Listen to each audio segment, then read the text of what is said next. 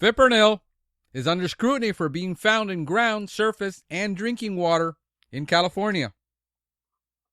Pull out your hose and grab your can. We're about to integrate another Pest Geek podcast. Hi, everybody. Frank Hernandez here, and welcome to the Pest Geek podcast, bringing you the latest information on pests, products, and politics from today's leading industry sources to help you start, manage, and grow your pest control business. Hey, welcome back. Welcome back to another edition of the Pest Geek podcast. I am so glad you're here. This is Frank Hernandez, your Pest Geek, every week discussing all things pest. Can you believe it? It's almost been a year since we launched the podcast. I am just astonished that I have made it this far. So I am so thankful to be here, thankful for what we're able to do, accomplish every week in spite of all the circumstances, trials and tribulations that come our way. We are more than conquerors. If you've been in business for more than a year and you've made it, you can consider yourself more than a conqueror, my friend. It's been an awesome ride for the last 10 years. We have had a record just February going into March has been amazing for sales here, and I am just really ecstatic of what's happening and what's going on. I wanted to discuss the issue of Fipronil in California. And it's important that you keep your eye on California, anywhere in the country. If you know anything about legal laws, things that come out of the legal industry, most lawyers keep an eye on California because a lot of the legislation that gets passed in California will affect the rest of the country. And in pest control and in pest control legislation and things that happen, they've got some really tough laws, and the guys that do pest control over there are really struggling. Got an opportunity to speak to a couple of them in the last month, and with the restrictions already on pyrethroids. I mean, they've got a restrictions on pyrethroid for general household pests that you can only apply 2 feet up a wall and literally 1 inch around driveways, between lawn and surfaces, on hard surfaces. You got a 1 inch pin stripe that you can apply pyrethroids, no matter what the pyrethroid is. So keep an eye on that. We're going to be discussing why this is happening and what's going on with that. But before we do, I want to acknowledge some people that have liked us and follow us on Facebook, and we're really appreciative of that. Gregory Pest Solutions at Gregory Pest on Twitter from Greenville, South Carolina is following us, and thank you. Thank you for following our tweets on there. We really do appreciate that. And also, Scott Ferry Jr., he's out of Lenoir, North Carolina. He's a tech at A1 Termite and Pest Control. Thank you. Thank you for following us, and hope everything is going well in North Carolina. And we're really, really appreciative of everybody follow us on Facebook and on Twitter. We're most active. We only pick just 2 social media sites to be really active on. We're still trying to be active on Google Plus, but yeah, it's just not that much activity there. I mean, just a lot of the people don't know how to use it. And on LinkedIn, we get a little bit of activity, but mostly our people are listening to us, following us, and checking us out on Twitter and on Facebook. So we're really appreciative of that. Hey, listen, are you looking for a way to take cool pictures for your videos and your blog, or simply for training purposes? Well, there's a great little tool that I own called a Celestron USB microscope. It's a great low-cost microscope that takes amazing picture and videos, up to 150x zoom if you have a large monitor. I've got it hooked up on my computer with a 44-inch monitor, and it just great images that I can take for my blog and for a lot of the things that I do. It comes with a 2-megapixel digital camera, and it does also have 6 LED ring illuminators around, so you can have the light that you need to for insects. And it does save them as JPEGs and also Windows Media Video. It comes with software built in you have to install the software for Windows. And it has even a little measuring tool so you can measure how big the specimens are. There's a link to it if you want to check it out. It's the Celestron microscope, USB microscope. Check it out. It's on our website on the show notes for this podcast. A great little tool. I really do love it. I use it a lot. I take a lot of pictures of the insects, and we use it a lot for our blog. We take our own pictures. We don't buy pictures. We don't download pictures. Everything on the blog, we've taken the pictures, whether it's the insects or the site or location, anything, we produce our own. In the news, researchers at the University of Florida, Professor Nam Yao Su, which I actually interviewed in one of my first podcasts for this show on the new hybrid termite in South Florida, which is a combination of the Formosan termite and the Asian subterranean termite. Those are now we have a new hybrid, and I originally interviewed him for that podcast, and they've come up with, along with Thomas Chavonk, I take that's how you pronounce the name. Sorry if I butchered it, Thomas, and Rudy Sheffron will publish a new study this summer how they expect that 50% of the structures in Florida will be affected by subterranean termite by 2040. This was published recently in the Entomology Today, and also on IFAS at ufl.edu published a study. And basically what they're saying is that they've been following the trends of where species are being collected from 1985 to 2015. And somewhere they're expecting that if there is a subterranean Asian subterranean or Formosan termite within 500 meters of your structure, then you would be at great risk of that. And there's great graphs, and take a look at it. I got it in the show notes. I got the links. Check out that study if you're in the South and understanding how these termite populations grow and how they're going to affect us down here. And so it might also help you understand a lot of what's going on in your city. Well, what's going on with Fipronil? Fipronil is one of those products that hasn't been on the market that long. I think it came out originally in the mid-'80s, and it's been really strong probably for 10 years. It's one of the few products that is not used in agriculture. I mean, it's used very, very sporadically for treating seeds, like for rice in agriculture, but it's not one of those products it's not like a pyrethroid that is constantly used in agriculture. So mainly the use of it is for pets. They use it a lot for the pet collars and the drops that you put behind the pet's body for the control of fleas and ticks. And also it's used, I used to use it in Top Choice for the control of fire ants, and that's a big problem if you have imported fire ants and you have large properties that you need to treat. It's a very good product. It is very pricey to do that, and I think baits a lot of the time do the work just fine, even in large properties. But it is used in Top Choice, Frontline. Also, original Max Force FC, the roach bait, has Fipronil in it. It's still being used. Some baits, have Fipronil in it. So it's one of those products that is mainly used for trenching, for termite control, and it does a great job. But there are some concerns about how much is starting to show up in surface waters, and things that happen from storm drains, in when you're applying that product to hard surfaces, and that's been one of the biggest concerns with in California. Also, with the ban on pyrethroids that they've had, where you can't just apply pyrethroids in big bands anymore. They're limited to 1 inch, 1 inch applications around hard surfaces and 2 feet up from a structure. And this is a real huge concern for everybody in the industry. At least it should be.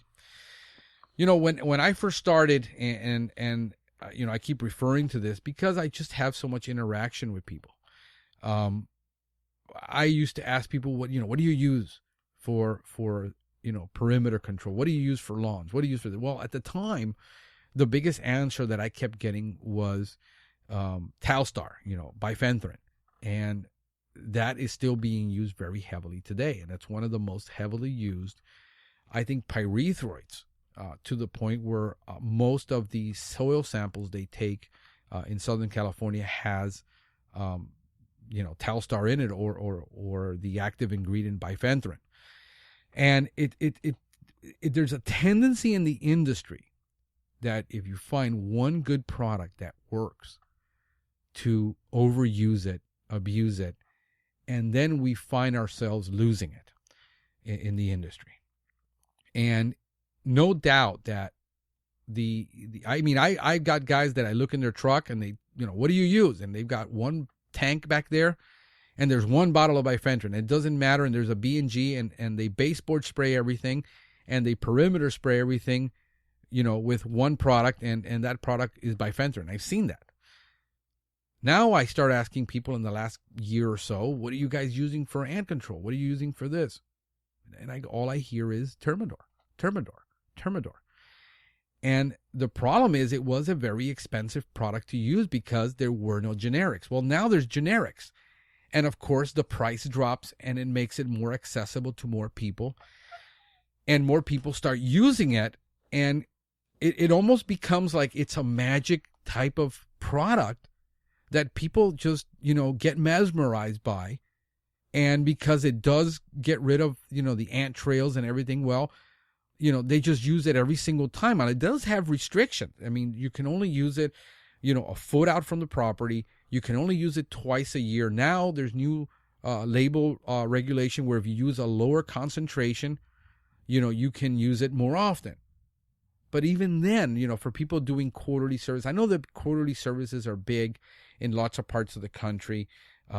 They've gone to that. I mean, I listen to emails that people send me, or comments on blogs like, this company wants to do 2 services a year. What would I do? And you're not going to control any pests with those kind of services. Down here in the South, where we have we're subtropical, we have the amount of humidity, the rain all year long.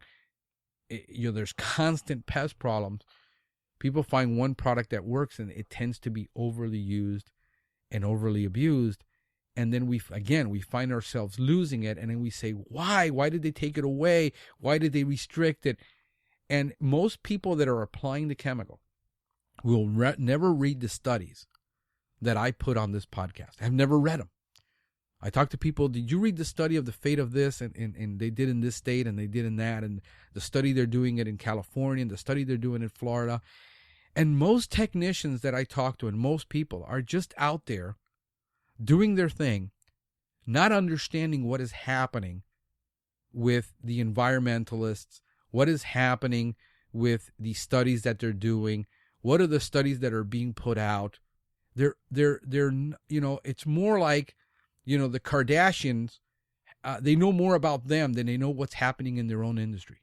And especially technicians that work for big boxes. I mean, it's kind of like that. They're like in the worst shape that I've ever seen. They're running around with 15, 20, even 30 stops on their route. They don't know what's happening. And they're just out there applying product, buying product, and not knowing what this product does in the environment. They've never read a fate study of what the product does in the environment, how that product behaves. And I think the industry needs to do a better job. And I know there's a huge disconnect between what entomologists do, what environmentalists do in their work, and what we have to deal with with the customer, the end user. And the problem is that all these laws are passed against all these products and all these restrictions. And the end users, the customer, we're the ones that have to end up explaining to that customer why we can't do something anymore that we used to be able to do because the law changed. And we're the front men. We're the face of the industry. And I know there's a huge disconnect between what entomologists say to do and what we sometimes have to deal with the reality. I mean, in entomology, if there is no insect, don't apply the product. You show up to a customer's house and you don't apply a single thing, and the customer feels you're ripping them off because you didn't do anything. All you did was inspect. And they're saying that's exactly what you should be doing. If you didn't find anything, don't apply anything. Only apply it when there's something. And the customer doesn't understand that 70% of your job is understanding the pest, inspecting, looking for it. Really, only 10-15% of your job is applying a chemical. Of course, if you've got 20, like I talked to some techs down here working for big boxes, they got 20 stops on their route that day. They're on there 15 minutes max on that stop. They just sprayed, they're gone. They're sprayed, they're gone. I see them, especially in the lawn business. And we're going to talk a little bit more about the lawn business.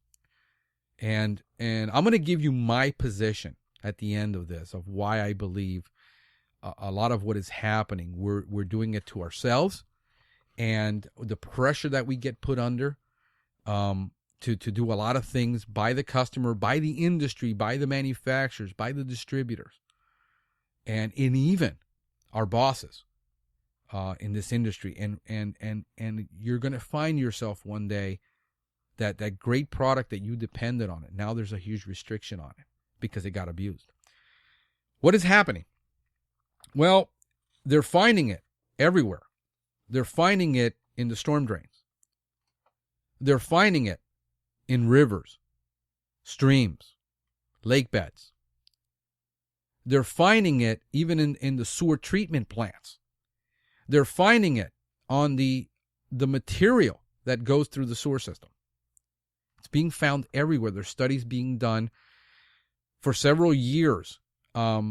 Since about 2006, they started taking, I think, this seriously from all the notes that I can find. I've got about 1, 2, 3, 5, 6 studies that have been published that I'm putting in the notes for this.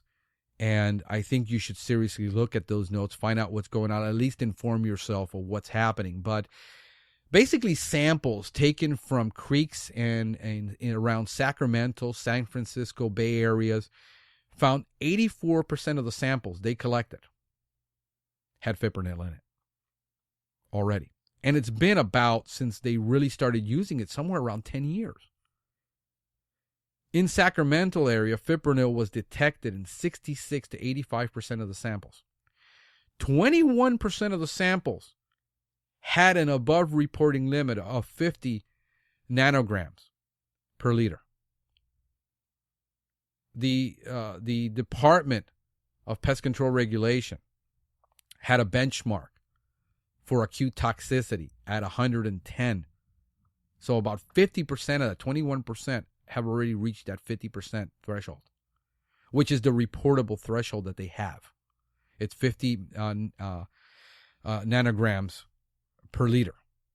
Now, according to the EPA, fipronil is highly toxic to aquatic species in concentrations as low as 5 parts per trillion.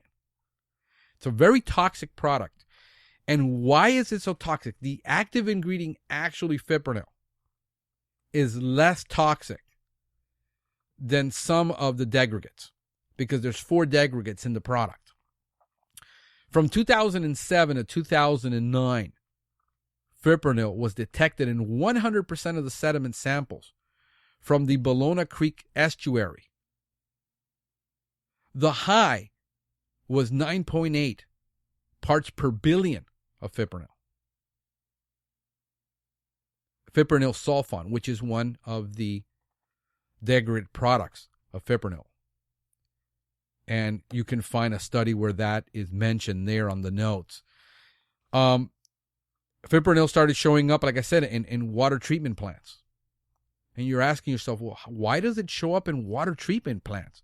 You would have to be flushing it down the drain in order for that to happen. Well, what happens is it's used in about 190 products that are labeled or registered to be used in California. A lot of these products are pet products, like collars, the drops you put in the back of their neck, other products that contain fipronil used. So what happens is you can wash your hands after you've applied the product, and it goes down the drain. Think about it. 109 products registered in California that contain fipronil. That's crazy. So now, let's say you're a dog groomer, and you're bathing a dog that was treated with a product with fipronil. It's going down the drain. And one of the key things about fipronil is very lipid to organic matter. So if it's going down the drain, it's going to stick to all that organic matter, and it's going to go into the sewage treatment plant. Remember that a lot of these cities have very, very old sewer systems. Been there 100 years. And they're damaged. They have cracks in the pipes. When you do a trenching job around all these properties, and a sewage pipe has a crack in it, it could seep in to the sewage system and go into the water. So this is a real big concern, because the problem that the degradates of these products are more persistent in the environment than the actual active ingredient fipronil is. And that's the biggest problem that they're worried about. So, again, if we're taking a product that we're not practicing integrated pest management. Look, every industry, every part of pest control has a good and bad part. For instance, if you are a die-hard, hardcore IPM, GHP guy, all you do is GHP, all you do is IPM, you're the crack and crevice guy. You're like me. You're the crack and crevice. You're the dust behind the voids. You're like no product out. You take an average job takes an hour to 2 hours to do when you're doing an initial service. Your follow-up services are 30 to 45 minutes. You're in a property 30 to 45 minutes on average. And here comes along the spray and pray, baseboard jockey that's there 5 minutes, 10 minutes, sprays, everything is gone. You see that as deplorable.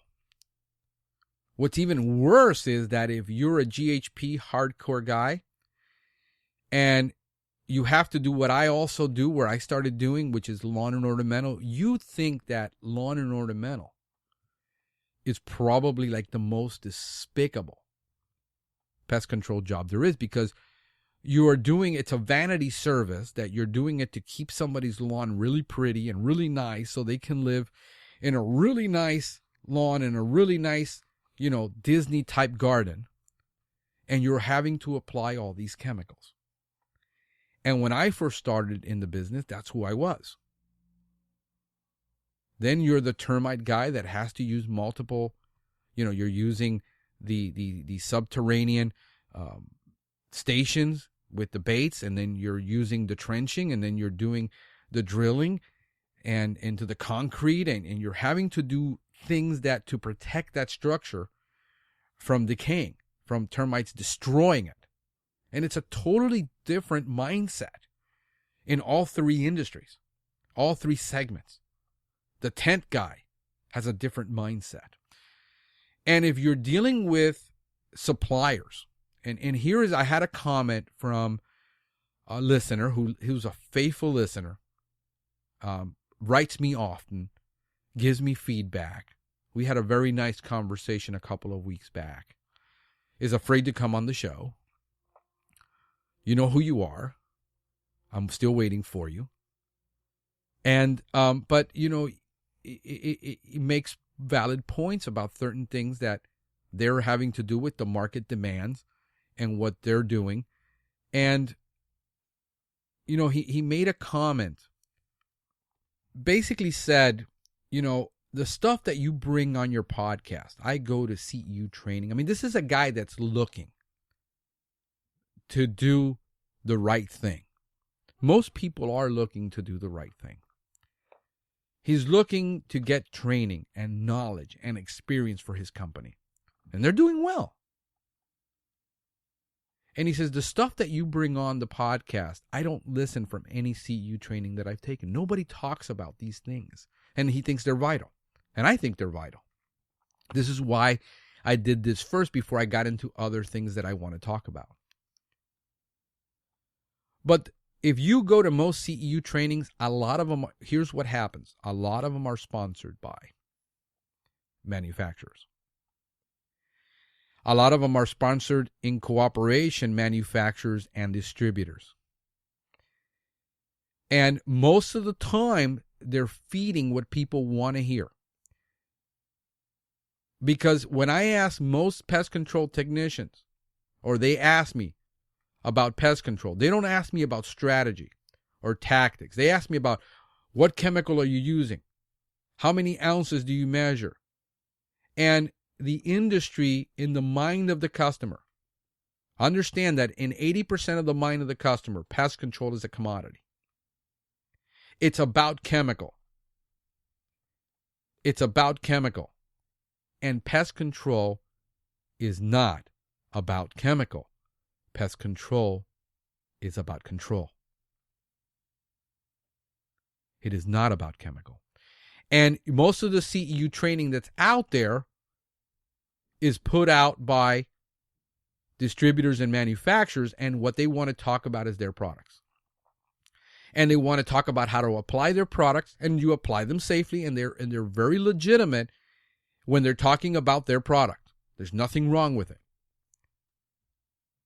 But very few of the actual training that is going on is really teaching people about the things that they're going to face and that they're facing with regulation, the things that, and then it's mostly on a defensive posture that they're teaching it from. And it puts every technician in a defensive position where, it's the regulators and this and that and the other, and putting blame of why they took this product away. Why did they take that product away? It's because of the abuse. It's because of the maluse. It's because of what it's doing in the environment, that if they don't stop it, it will continue to get worse. California says it estimates that 119,000 pounds of fipronil was used in California in 2006 alone in one study. From 2006 to 2015, we don't even know what that number could be right now. Primarily for structural pest control use. Like I said, 109 products are registered. Since 1996 have been registered in California. How does fipronil work? Well, it works by interfering with the aminobutyric acid by targeting the GABA-gated channels of the insect. Big mouthful. It disrupts the nerve's influx transmission of chloride ions. In the kind of the same way that pyrethroids use sodium channel, this one uses chloride channels, causing excessive neural excitation, severe paralysis, and insect death. Here's where it gets good. Fipronil, by the way, fipronil is not registered for agricultural use in California. So why is this so problematic for the environment? Well, you get 4 dissipations of it. Fipronil sulfide, fipronil disulfonil, fipronil sulfon, and fipronil amide. So, fipronil sulfon is about the most toxic one. It is twice as toxic to fish and in aquatic animals than fipronil, the active ingredient, is. So that's the problem, is when it gets into the ground, when it gets, degraded, it becomes something else. And that something else is more toxic or just as toxic. And that's where the problem is. It becomes more persistent in the environment when it degrades. It's going to depend how it's converted. Is it oxidized? Is it used photolysis, hydrolysis, biotic reaction? And depending on how that got converted is going to depend on what you end up with. Unlike other pesticides where it only converts into one degraded product, it becomes something else. But you know what that something else is. It's only one, and you know what you're looking for, and you know how it's going to behave. Not with Fipronil.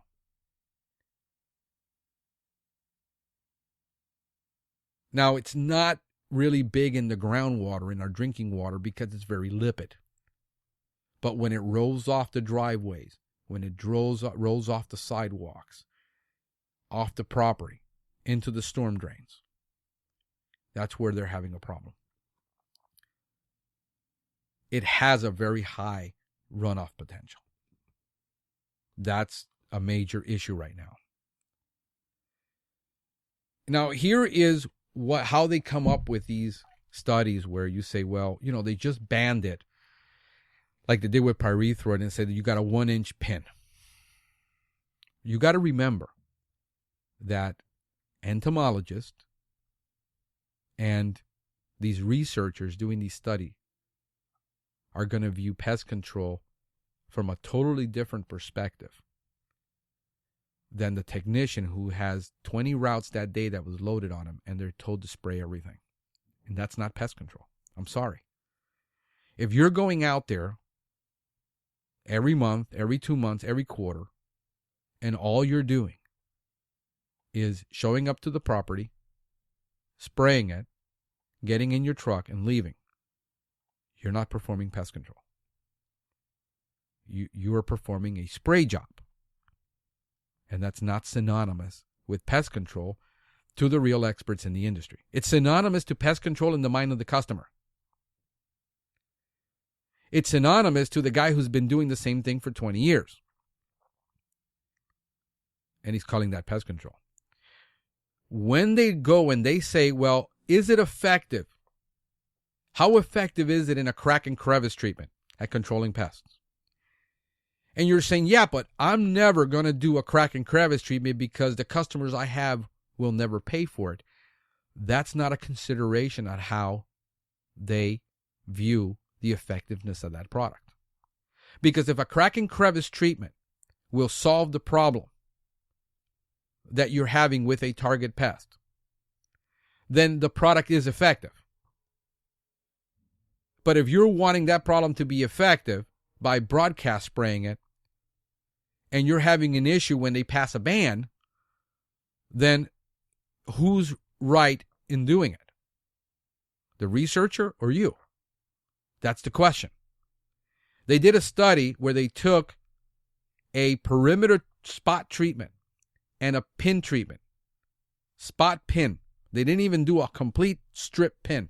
They did a spot pin treatment around a property. And they did these tests, and 80 to 82% effectiveness at controlling that pest. But I want 100%. There's no 100% anything. That's effective pest control. Look, I understand. I get it. I deal with millionaires who are doctors, who are lawyers, who are engineers, who are high-power people that are used to snapping their fingers, saying, this is what I want, and I want it done, and I want it done like this. And I understand what they're expecting. Sometimes what they're expecting is unrealistic. I got people who own waterfront property, and they got a lawn right up to the canal, to the back of their house where they have their yacht parked, and they want that lawn to be beautiful. And I show up and I said, you realize that I can't spray 10 feet from that water because I got a 10-foot buffer zone. So, and the question is, so what? My lawn is now going to die because the government doesn't let you spray? And I say, exactly. I'm not touching it. I'm not getting anywhere near that on a body of water. 10 feet. You know how windy it is near the beach to spray? More than 10 miles an hour, we can't spray. Customer's going to say, what are you going to do? We're not going to spray. We're not going to spray all those palm trees in the air. This is going to have drift.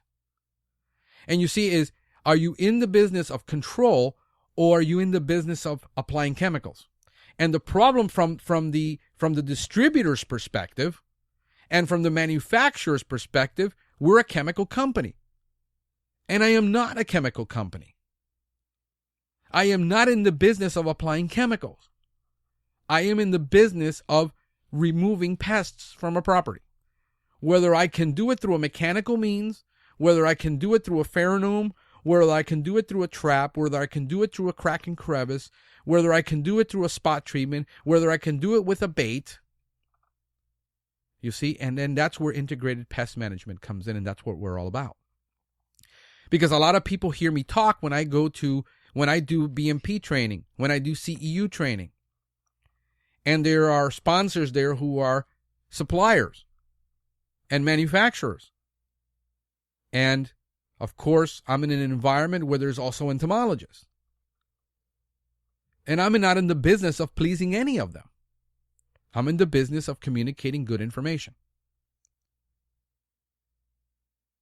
And inevitably, when I show people how you get control with a 1.75, 1.85 cost of goods on GHP, because I go from using gallons to using,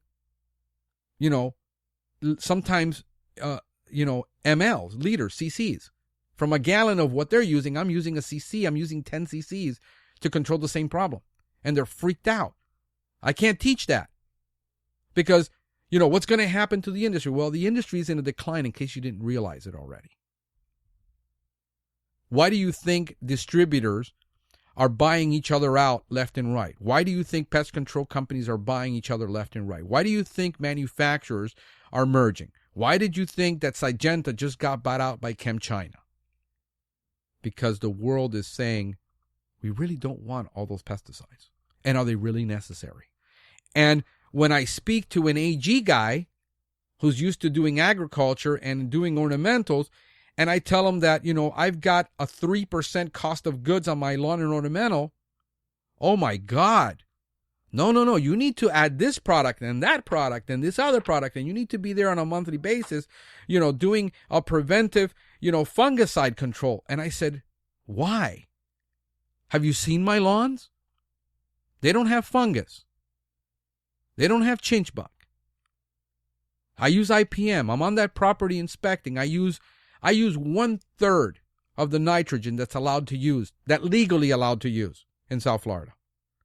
I'm allowed to use 6 pounds of nitrogen. I'm lucky if I use 2 to 3 pounds a year. And my lawns look good. My customers are satisfied.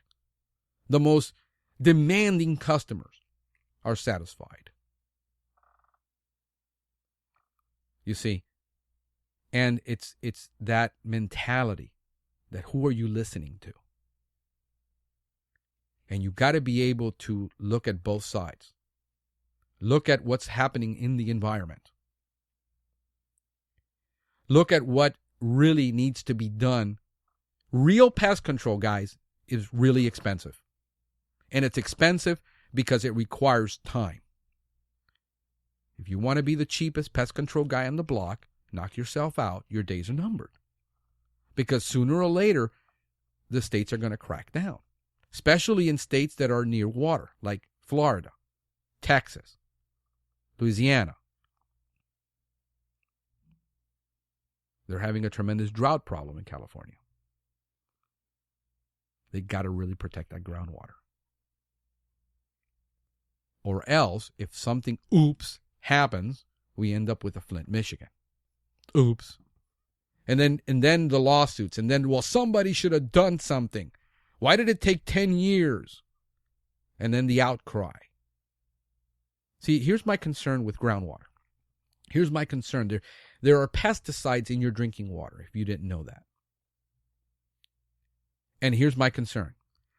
They all say, well, the level of this pesticide is at an acceptable level. This level is, but there are 37 pesticides in the water, and they're all at acceptable levels. At one point, how does that accumulation of 36 different pesticides in the water over 10 years accumulating in my body is going to affect me? You see, that's the answer that people need to answer. The questions nobody wants to ask. So when you got a problem like fipronil that now is in danger, being watched, and if it keeps getting worse, then what happens when they say, well, you know what, there's a 1-year ban on trenching. You're going to have to find something else to do. You're going to have to find another product. You're going to have to go back to, permethrin for drenching and treating slabs. What's going to happen? There are many, many, many, many, many problems that we need to address in our industry, that we need to be objective in looking at them, not looking at them from the point of view of, well, they're taking away our products, not looking at our view, well, you shouldn't use any products at all. I am for the maximum reduction that you can do with a pesticide. If I can solve a problem using nothing more than Cymexa dust, that's what I'm going to do. But it requires here's the biggest problem when you have 2, 3, 10 technicians. You have to invest in real training. You have to invest in real knowledge. You have to invest in them. And that's expensive. And you have that technician needs to be able to go on that property, say, I got this problem, and I'm going to solve it this way because this is the most environmentally responsible way to solve that problem. And I'm not talking about tree-hugging environmentalists. I'm talking about, why are you exposing your customer to unnecessary pesticide? I just picked up a new customer on the weekend to do their lawns and their trees. And I said, by the way, I do the interior also. He says, well, what do you charge? And I said, well, we charge $65 every 2 months for non-toxic. We don't treat any of that house with spray. We don't contaminate the environment inside. Everything is out of touch. We'll deal with the problems. He says, well, my guy charges me $30 to spray the whole house every month. I'm like, really? I'm competing for $5 every 2 months? And I explained to the customer how, you're 70 years old. You shouldn't be exposing yourself to pesticides. It stores up in your fat. It stores up in your bones. Your body doesn't eliminate that product. You're being exposed to it unnecessarily. And the deal breaker was those $5. He'd rather have a guy save the $5 and have a guy spray his entire house than to do what we do. And so I'm looking at it. We're like, dude, 8%. And we're competitive. And we have to be competitive in order to get the client. But that's the overcoming the mentality of what chemicals do in the environment that the average person. I had a customer tell me, we just picked up a house that has a canal running through the back. And I measured out 10 feet from that canal. Says, I can't go past here. And the answer was, but who's going to know? Well, I'll know. The ground will know. And if there's ever a test done, I don't want to have to explain it. I don't want to see the guy running around in the aquatics guy on that boat taking a picture of me spraying that lawn all the way up to that edge and then turning it in. See, if we don't govern ourselves, they will govern us. They will restrict us. And I think the education has to go out to the customers. The education, these universities do a great job of putting out technical information for industry and for manufacturers, but nobody reads it. And that's the biggest challenge. So guys, I hope that, this helps you. I hope that you're able to look at things from a different perspective of why it's important to do. If you got a product on your truck, you should put a fate study on that, every single product that you have. And you should know what the fate of that product is. It's just problem is that too many people don't want to know. They don't want to be confronted with the reality of what their service and what they're doing is really doing to the environment, and what risk we run at becoming a Canada. We're not that far, folks. And if we don't govern ourselves, they will govern us. Hey, guys, it's been real. It's been fun. I hope you have a great one. Take care. Thank you for listening to the Pest Geek Podcast. If you have enjoyed the Pest Geek Podcast, please give us a rating, write a review, or subscribe to the channel. You can join the Pest Geek Society by visiting pestgeekpodcast.com. Thank you for listening. See you next time.